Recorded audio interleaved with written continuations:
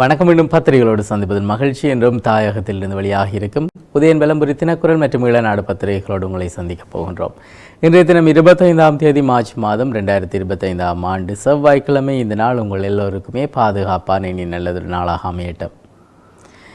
இலங்கையை பொறுத்தவரையிலே போர்க்குற்றம் ஒன்று இடம்பெற்றிருக்கிறது என்கின்ற விடயங்கள் தொடர்ச்சியாக அழுத்தம் திருத்தமாக பாதிக்கப்பட்ட மக்களாலும் சர்வதேசத்தின் ஊடான கண்காணிப்பு அமைப்புகளினால் சொல்லப்பட்டு வரக்கூடிய ஒரு விடயமாக இருக்கிறது.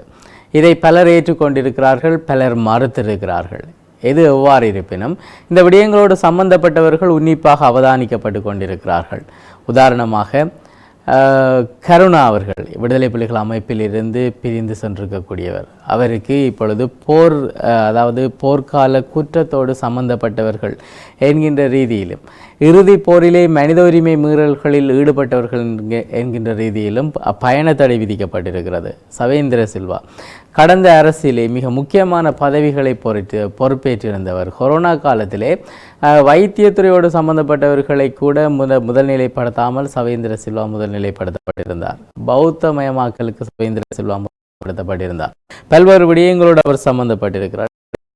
போர் தடை தொடர்பான அறிவிப்புகளையும் பார்க்க முடிகிறது. அதே போல வசந்த கர்ணகுட எல்லோருக்குமே இந்தவர் மாணவர்கள் கடத்தி காணாமலாக்கப்பட்ட விடயங்கள், கடற்படையை வைத்து செய்திருக்கக்கூடிய பல அட்டூழியங்கள் என அவர் மீது பல குற்றங்கள் சுமத்தப்படுகிறது. அது சார்ந்த விடயங்களிலும் அவர் இப்பொழுது குற்றவாளியாக இருக்கிறார். கோடபாய ராஜபக்சனுடைய அதிகாரத்தை பயன்படுத்தி அவரை விடுவித்து மிக முக்கியமான பதவியை கூட அவருக்கு வழங்கியிருந்தார். ஆனால் இப்பொழுது அவர் போர்க்குற்றவாளி என வெளிநாடினம் கண்டிருக்கிறது. இதே போல ஏற்கனவே அமெரிக்கா தனக்கான சில கட்டுப்பாடுகளை விதித்து ஒரு அமெரிக்காவுக்குள் வரக்கூடாது என சொல்லி இருக்கிறது.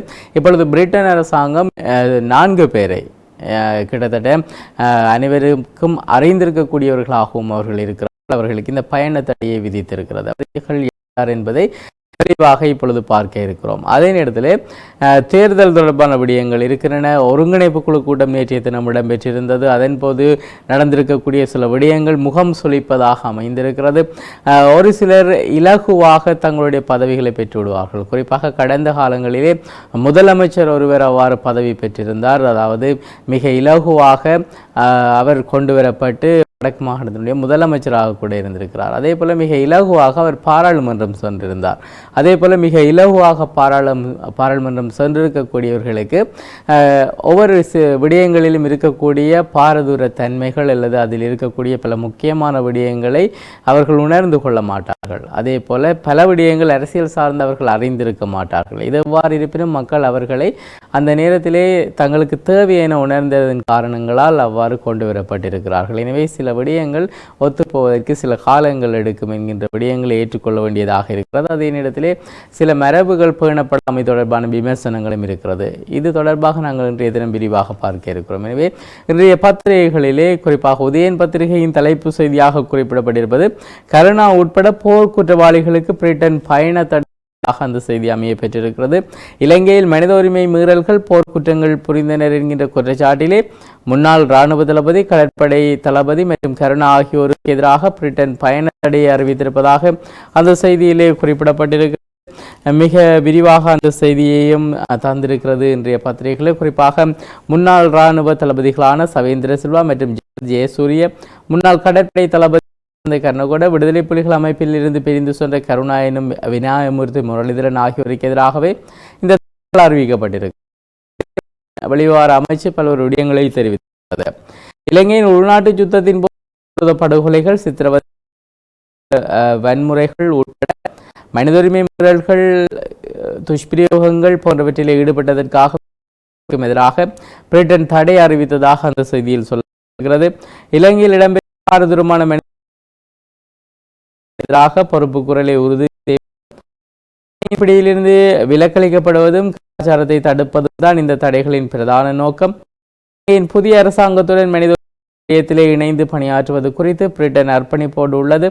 தேசிய ஐக்கியம் தொடர்பாக அவர்களின் அர்ப்பணிப்பை பிரிட்டன் வரவேற்கிறது என்றும் அவர் தெரிவித்திருக்கக்கூடிய விடயங்கள் விரிவாக தரப்பட்டிருக்கின்றன. இதே நேரத்தில் இந்த போர்க்குற்றவாளி என்று அறிவிக்கப்பட்டிருக்கக்கூடிய கருணா அவர்கள் அதே நேரத்தில் பிள்ளையானவர்கள் அவர்கள் ஓரணியிலிருந்து பிரிந்து நின்றிருந்தார்கள், ஒருவர் சாறுமாறியாக விமர்சித்திருந்தார்கள். அவர்கள் இப்பொழுது ஒன்று சேர்ந்திருக்கிறார்கள். அதே நேரத்தில் தமிழ் தேசிய கூட்டமைப்பில் இருந்திருக்கக்கூடியவர் கருப்பு சட்டை என்று சொல்லப்படக்கூடியவர் அவர் இப்பொழுது அவரும் இந்த அணியில் இணைந்திருக்கிறார். அவர் கடந்த காலங்களிலே அரசோடு இணைந்து செயல்பட்டிருந்தார். தேசியம் பேசி அரசோடு இணைந்து இப்பொழுது இந்த குழுக்களோடு அவரும் இணைந்திருக்கிறார். எனவே அவர்களுடைய கூட்டமைப்பானது இப்பொழுது பெரும் விமர்சனங்களுக்குள்ளாகி இருக்கிறது கிழக்கிலே. எனவே இவ்வாறும் பல விடயங்கள் இன்றைய பத்திரிகைகளிலே நாங்கள் எதிர்பார்க்கக்கூடிய செய்திகள். அதே நேரத்திலே மன்னார் பூநகரிக்கு வேட்புமனுக்கள் ஏற்ப என்கின்ற விடயம் சொல்லப்பட்டிருக்கிறது. மன்னார் பூநகரி மற்றும் பல பிரதேசங்கள், அதாவது குறிப்பாக தெய்டிகண்டி ஆகிய பிரதேசங்களிலே இருக்கக்கூடிய வேட்புமனுக்கள் ஏற்றுக்கொள்கின்ற பணி நேற்று முதல் ஆரம்பமானதாக அந்த செய்தியில் குறிப்பிடப்பட்டிருக்கிறது. அதே நேரத்திலே 1 கிலோ அரிசியால் பறந்தது 1 லட்சம் ரூபாய் என்கின்ற ஒரு விடயம் சொல்லப்பட்டிருக்கிறது. யாழ்ப்பாணத்தில் உள்ள பலநோக்கு கூட்டுறவு சங்கம் ஒன்றுக்கு கட்டுப்பாட்டு விலையை மீறிய வகையிலே விற்பனை செய்த 1 கிலோ அரிசிக்காக 1 லட்சம் ரூபாய் தண்டப்பணம் விதிக்கப்பட்டிருக்கிறது. இது அனைத்து கடைகளிலும் செய்யப்பட வேண்டிய விடயம்.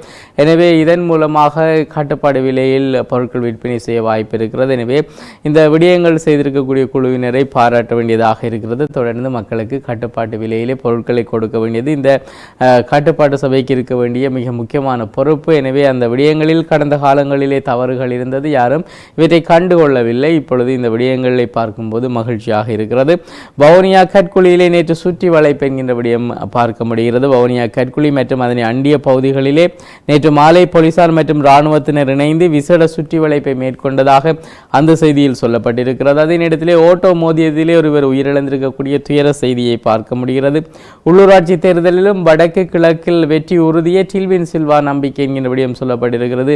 உங்களுடைய முயற்சிகள் பாராட்டத்தக்க விடயங்கள், ஆனால் மக்கள் அடிப்படையாக கேட்கின்ற சில விடயங்களை மறுத்துவிட்டு இவ்வாறான விடயங்களை எதிர்பார்ப்பது தவறு. காரணம் நேற்றைய செய்திகள், அவற்றை பற்றி நாங்கள் நேற்று பேசிவிட்டோம். பெண்கள் சிறுவர்களை தாம் தாக்கவில்லையா மறுக்கிறது நெல்லியடி போலீஸ் என்கின்ற விடயம் சொல்லப்பட்டிருக்கிறது. நெல்லியடி போலீசாருடைய அராஜகம் என்று நேற்றைய தினம் ஒரு காணொளி பரவி இருந்தது. அங்கே போலீசார் அத்துமீறி ஒரு வீட்டுக்குள் பிரவேசிப்பது, அங்கே பெண்களை காலால் உதைவது போன்ற காணொளிகள் பார்க்க முடிந்திருந்தது. இப்பொழுது சொல்லியிருக்கிறார்கள், அதாவது நெல்லியடி போலீசார் மறுத்திருக்கிறார்கள், பெண்கள் மற்றும் சிறுவர்களை தாம் தாக்கவில்லை என தெரிவித்திருக்கிறார்கள். அவை சார்ந்த விடயங்களும் விரிவாக தரப்பட்டிருக்கின்றன. இடத்திலே தேர்தல் விதிகளுக்கு முரணாக ஒருங்கிணைப்பு குழு கூட்டம் வேலணையிலே சம்பவம் என்கின்ற விடயம் சொல்லப்பட்டிருக்கிறது. வேலணை பிரதேச ஒருங்கிணைப்பு குழு கூட்டம் தேர்தல் சட்டத்துக்கு முரணான வகையிலே வேட்பாளர்களின் பங்கேற்போடு நடைபெற்றிருக்கிறது என்று சுட்டிக்காட்டப்பட்டிருக்கிறது. எனவே வேட்பாளர்கள் இந்த ஒருங்கிணைப்பு குழு கூட்டத்திலே கலந்து கொள்ள முடியாது என்கின்ற விடயம் இருக்கிறது. இராணுவத்தை திசை விகாரையிலிருந்து வெளியேற்றியவர்கள் யார் என்கின்ற ஒரு விடயம் கேள்வியாக கேட்கப்பட்டு உட்பக்கத்திலே விரிவாக தரப்பட்டிருக்கிறது. நீதி அறிவு இல்லாதோரே பிரமிட் மோசடிக்கு பலி, அதே நேரத்தில் நிதி அறிவும் அவர்களுக்கு இருக்காது. இந்த நிதி அறிவு இல்லாதவர்கள் தான் பிரமிட் மோசடிக்கு பலி என்கின்ற விடயம் சொல்லப்படுகிறது. இந்த பிரமிட் என்கின்ற ஒரு விடயம், அதாவது ஒருவரை இணைத்தல், பின்னர் அவர் 2 அல்லது 3 பேரை தமக்குள்ளே இணைத்தல், அவர்கள் பேர்ந்து பலரை இணைத்துக் கொள்ளுதல் என்று ஒரு வலையமைப்பு போல தொடருமாக இருந்தால் அது பிரமிட் என்கின்ற ஒரு விடயம் வெளிப்படையாக பலராலும் புரிய வைக்கக்கூடியது. நீங்கள் எந்த நிதி நிறுவனத்துக்கு சென்றாலும் இல்லை எந்த வங்கிக்கு சென்றாலும் கூட இது ஒரு சட்டவிரோத செயல்பாடு என அங்கே அறிவித்தல் இருக்கும்.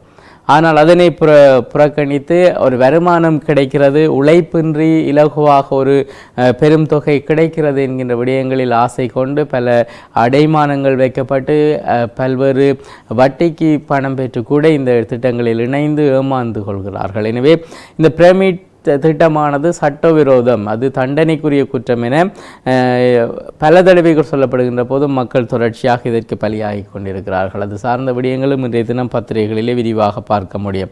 அதே நேரத்தில் இணைய மோசடிகளிலும் யாழிலே இந்த இணைய மோசடிகளும் அதிகரித்திருக்கிறது. அதே நேரத்திலே பல விடயங்கள் இது தொடர்பாக பேச முடியும். ஏனைய செய்திகளையும் பார்த்துவிட்டு அவற்றை பார்க்கலாம். அதாவது இப்பொழுது சரத் வீரசேகர குழப்பவாதி என்று சொல்லப்படக்கூடியவர் கடந்த காலங்களிலே பொது பொதுமக்கள் பாதுகாப்பு அமைச்சராக இருந்திருக்கக்கூடியவர், மக்கள் மத்தியிலே இனமுறுகளை தோற்றுவிக்கக்கூடிய கருத்துக்களை பதியக்கூடியவர்கள். இவர்கள் இலங்கைக்கு எதிரானவர்கள் அல்லது இலங்கையினுடைய அமைதிக்கு பங்கம் விளைவிக்கக்கூடியவர்கள்.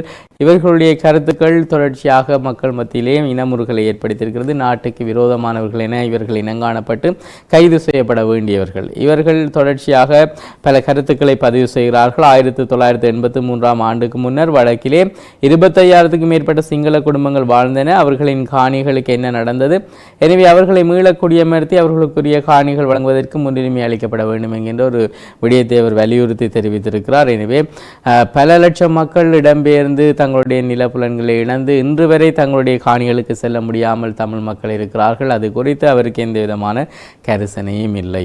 அதே நேரத்திலே முச்சந்திமுல்லையுடைய கருத்தை பார்க்கலாம். பேராசை பெரும் நட்டம் என்பது போல கனபேருக்கு இப்போவும் இந்த விடயங்கள் விளங்குதில்லை கண்டிகளோன்னு தெரிவித்திருக்கிறார். நான் நினைக்கிறேன் இந்த பிரமிட் மோசடி தொடர்பான கருத்தாக அந்த கருத்து அமைந்திருக்கலாம். முன்பக்க செய்திகளிலே உட்பக்க செய்திகளிலே நிதி அறிவு இல்லாதோரை பிரமிட் மோசடிக்கு பலி, அதாவது பிரமிட் போன்ற மோசடிக்குள்ளே சிக்கும் பெரும்பான்மையானவர்களுக்கு நிதி தொடர்பான கல்வி அறிவு இல்லை என்று இலங்கை மத்திய வங்கியின் ஆளுநர் கலாநிதி நந்தலால் வீரசேகர தெரிவித்திருக்கிறார்.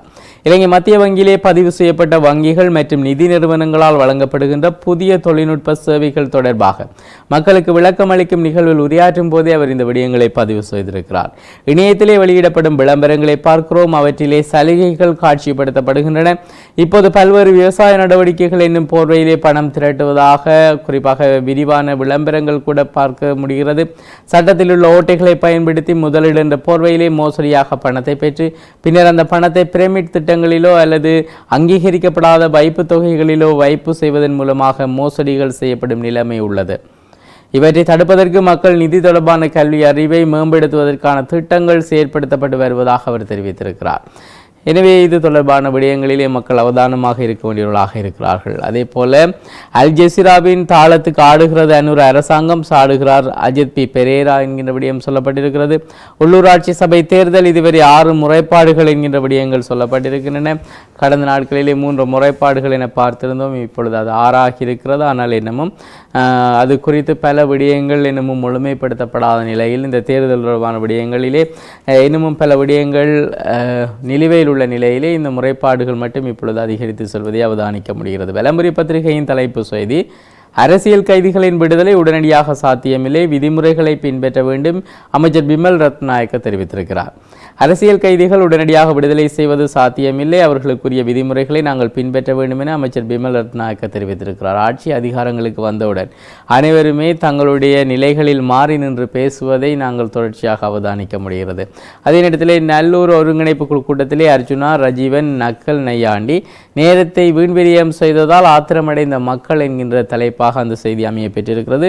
யாழ் நல்லூர் பிரதேச செயலக ஒருங்கிணைப்பு குழு கூட்டத்திலே பாராளுமன்ற உறுப்பினர் ராமநாதன் அர்ஜுனா மற்றும் பிரதேச ஒருங்கிணைப்பு குழு தலைவர் ஜெயச்சந்திரமூர்த்தி ரஜீவன் ஆகியோர் ஒருவருக்கொருவர் அரசியல் ரீதியிலான நக்கல் நையாண்டிகளை செய்து நேரத்தை வீண்விரியம் செய்ததால் கூட்டத்திலே பங்கேற்ற பல பொதுமக்கள் ஆத்திரமடைந்ததாக அந்த செய்தியிலே சொல்லப்பட்டிருக்கிறது. நெல்லியடியில் போலீசார் அராஜகம், வீடு புகுந்து பெண்கள் மீது காலால் உதைத்தனர் என்கின்ற விடயம் சொல்லப்பட்டிருக்கிறது. நெல்லியடியிலே வீடு புகுந்து பெண்கள் மீது காலால் உதைத்து போலீசார் அராஜகம் புரிந்திருக்கிறார்கள். சந்தேக நபர் ஒருவரை தேடி சென்ற போது இந்த சம்பவம் இடம்பெற்றதாக தெரிவிக்கப்படுகிறது. யாழ்ப்பாணம் மாவட்ட ஒருங்கிணைப்பு குழு கூட்டம் இன்று என்கின்ற விடயம் சொல்லப்பட்டிருக்கிறது. யாழ்ப்பாணம் மாவட்ட ஒருங்கிணைப்பு குழு கூட்டம் இன்று காலை 9 மணி அளவிலே யாழ் செயலக கேட்போர் கூடத்திலே நடைபெற இருக்கிறது. கடல் தொழில் அமைச்சரும் யாழ் மாவட்ட ஒருங்கிணைப்பு குழு தலைவருமான ராமலிங்கம் சந்திரசேகரன் தலைமையிலே இந்த ஒருங்கிணைப்பு குழு கூட்டம் இடம்பெற இருக்கிறது.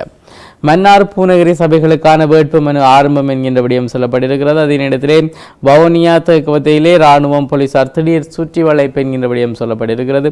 ஆட்டோ மோதியதிலே குடும்பஸ்தர் ஒருவர் உயிரிழந்திருக்கக்கூடிய துயர செய்தி.